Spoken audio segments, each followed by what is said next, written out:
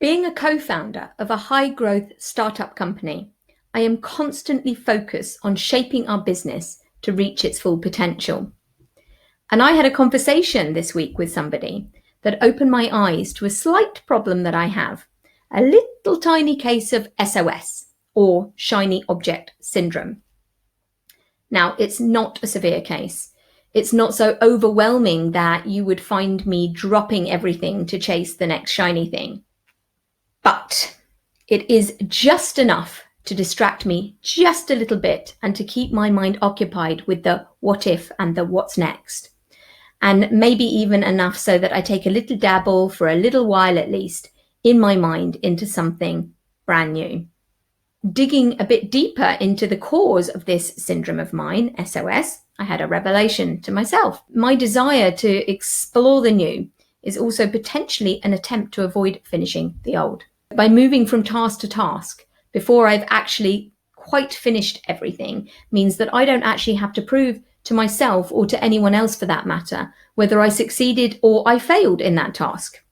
Instead, I get to constantly dazzle everybody with my new and exciting ideas, or at least that's how it feels in my mind. But it would probably be far more impressive if I could impress them with my ability to follow through on all the old tasks at hand. I must add a major caveat here. I do finish my work. My customers are never left hanging, and I never drop an important date or commitment or project midway. And I have finished plenty of massive tasks. I followed through and I stayed committed. Qualifying for my CIMA exams is one thing. I did that at night school over a 5-year period in my 20s whilst holding down 2 jobs. So that was a massive achievement and it required a lot of stamina to push through. But being a little frustrated now with the number of small personal projects I've started and not finished, some business related, some not, each one that could prove fruitful if allowed to run its course, like the white papers I'm trying to write or the ebook that I started, I delved a little deeper into SOS and this is what I found. SOS is typical in entrepreneurs. In fact, it's one of the reasons that we're successful as entrepreneurs, since the passion that we have for starting something new is what drives us to start the thing in the first place. And that ultimately results in hopefully successful businesses. And building a business, though, requires huge amounts of energy and creativity and stamina and enthusiasm. Without a good dose of SOS to get us started and get us over the initial hurdles, which are never easy, that brilliant idea that you had, it might have fizzled out into nothing. However, the feeling, that buzz of like there's something new and the new ideas and the next new shiny object, it can become a bit of an addiction. It's also good to recognize it and nip it in the bud where necessary. It's normal and it's natural to feel excited about something new. But as a business owner, it's also important to maintain the focused attention and the significant effort it takes to fulfill and build something great. I'm in the very enviable and lucky position of being both a finance person as well as an entrepreneur, being a co-founder of this business. And since we started Mantle Analytics, our business, in 2017, I can speak from firsthand experience. And I can also advise professionals to help their clients with this syndrome. Go out and help your entrepreneurs, help your clients, help your customers keep on track. And when you feel them pulling in a new direction, help them assess whether it's really the right thing for them. So SOS, it can be self-destructive. It can hold us back from achieving our goals and our ambitions in life by never following through. So helping your clients keep focused on one big thing at a time and maximizing the results of that one big thing is a massive service to your customers.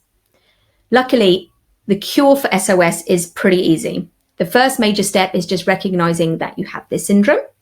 And if you look into the history of all the greatest leaders and entrepreneurs that ever lived, it's those that do combine this massively wonderful gift of energy and creativity and ideas, but with the other side of running a business, which is the essential skills you need for organization and the ability to execute. That's what makes impact, and that's what makes great entrepreneurs. I heard the other day of a small tip, and that's that you can look at working on the 1, 2, 3 method. That's one big thing, 2 medium things, and 3 small things, at any one time. And this is a discipline that we could set ourselves up with in our businesses. We could, for example, start the quarter with our one big thing and see it through to the end before moving on to the next big thing in the next quarter. We ourselves, we use Smartsheet in our business for keeping us on track and keeping everything coordinated. And this works wonderfully for keeping us organized as a team. But for me personally, I have an even better system, and that's Post-it notes on the fridge. My husband hates them, but I love to see my biggest and my smallest goals written in my scrawly handwriting and just stuck on the fridge in my face every day. And what I love even more about it is when I can pull them off and just throw them away. Passion is important, but priority and execution is even more so. If you feel the excitement of a new SOS creeping up, then step back, take a deep breath and wait for a short while, maybe a couple of weeks, and then just assess, does it still feel as good then? And if not, maybe it wasn't the right thing for you in the first place. And maybe it was a good idea that you never invested too much time and energy into it. Accountants and finance professionals, go and see your clients and set their quarterly goals and then follow them up. Help them hold themselves accountable for what they promised that they would do. Now, they might find it irritating having somebody, checking up on them and having to explain themselves. I know I certainly do from time to time, but they will thank you for it in the long run when they see the great results of these tasks that they managed to follow through on. Help them to remember that ideas are 10 a penny. So people can have great ideas, but it's the execution that really counts for something. So the challenge this week is to set the one big goal, set the 2 medium goals and the 3 small goals, stick them on the fridge if that's what floats your boat, and then just take action and put the blinkers on and try and ignore the other shiny things until you've finished at least the one big task.